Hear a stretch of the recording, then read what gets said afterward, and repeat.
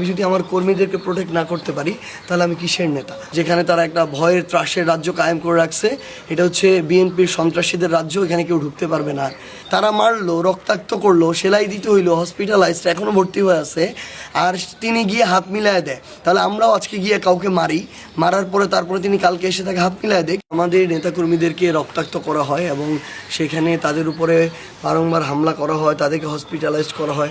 আমি খুব স্বাভাবিকভাবেই তাদের প্রতিনিধি হিসেবে তাদের কাছে ছুটে যেতেই হবে। এতে যদি আমার উপর আক্রমণ হয় আমার কিচ্ছু যায় আসে না, কারণ আমি যদি আমার কর্মীদেরকে প্রোটেক্ট না করতে পারি তাহলে আমি কিসের নেতা? তো সেই জায়গা থেকে আমি যখন সেদিকে যাই, আমি বললাম যে প্রত্যেকটা পয়েন্টে তাদের লোক দাঁড়ানো ছিল, 30 জন, 40 জন, 50 জন করে। তারা সেগুলো দিয়ে হাত দিয়ে ইশারা দিচ্ছিল, লাঠি দিয়ে ইশারা দিচ্ছিল দাঁড়ানোর জন্য। আমরা দাঁড়াই নাই, কিন্তু আমরা যখন ওই ইউনিয়নে পৌঁছাই, ওইখানে সামনে থেকে একজন বয়স্ক লোক, বিএনপির সমর্থক হবে, সন্ত্রাসী কায়দা বিশাল বড় এক লাঠি, 10-12 হাতের একটা লাঠি নিয়ে আমাদের গাড়ির সামনের গ্লাসে মারার জন্য আসছে। এরকম ভিডিও আমাদের কাছে, ছবিটাও আছে, ভিডিও আছে। তো আবার পিছন থেকে ওরা ওদের জায়গা থেকে লাঠি নিয়ে আছে, ডাকছে। তো আমার তো দাঁড়াইতে হবে, না দাঁড়াইলে হয় সামনের লাঠি পড়বে, না হলে আর যদি আমি আমার জায়গা থেকে চালায় যাই তাহলে ওই মানুষটা অ্যাক্সিডেন্টের শিকার হবে, দুর্ঘটনা হইতে পারে। আমরা তখন দাঁড়িয়েছি।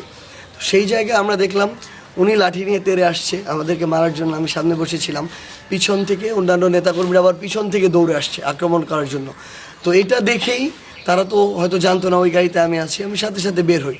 তো সেইখানে আমাকে দেখেই তারা একটু বিব্রতকর পরিস্থিতিতে পড়ে। তো এর মধ্যে যার হাতে অনেক বড় লাঠিটা ছিল, আমি ক্যামেরা বের করি এটা ভিডিও করার জন্য, সে সাথে সাথে লাঠিটা ওইখান থেকে ফেলে দেয়।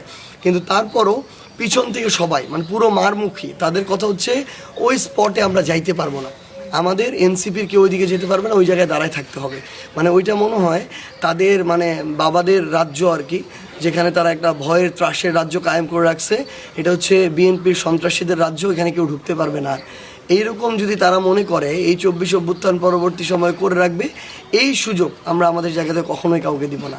আর আরেকটা জিনিস হচ্ছে তাদেরকে একটু বলবেন যে তাদের যেন নির্বাচনে মাঠের অবস্থা দেখে তাদের আসলে মাথা এখন আর ঠিক নাই। এই জন্য তারা কাউকে হয়তো বা বিভিন্ন জনকে এখন বন্দুকের কায়দায় দেখে, পিস্তলের কায়দায় দেখে, হইতে পারে আর কি। আকাশের চাঁদকেও তারা কয়েকদিন পরে হয়তো বা সমুদ্র দেখতে পাবে। তো এই জন্য তারা এই কথাগুলো বলে। আমরা তো আমাদের জায়গা থেকে সাধারণ মানুষগুলো গিয়েছি, তারা আমাদের উপর আক্রমণ করছিল, আমরা তো তাদের সামনে গিয়ে দাঁড়িয়ে শুধু থামানোর চেষ্টা করেছিলাম।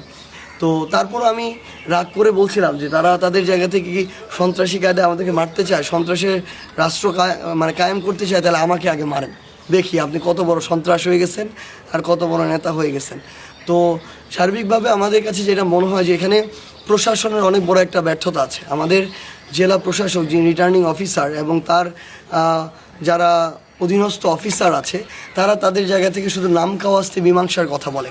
তারা মারলো, রক্তাক্ত করলো, সেলাই দিতে হইলো, হসপিটালাইজড, এখনও ভর্তি হয়ে আছে, আর তিনি গিয়ে হাত মিলায় দেয়। তাহলে আমরাও আজকে গিয়ে কাউকে মারার পরে তারপরে তিনি কালকে এসে তাকে হাত মিলায় দেয়।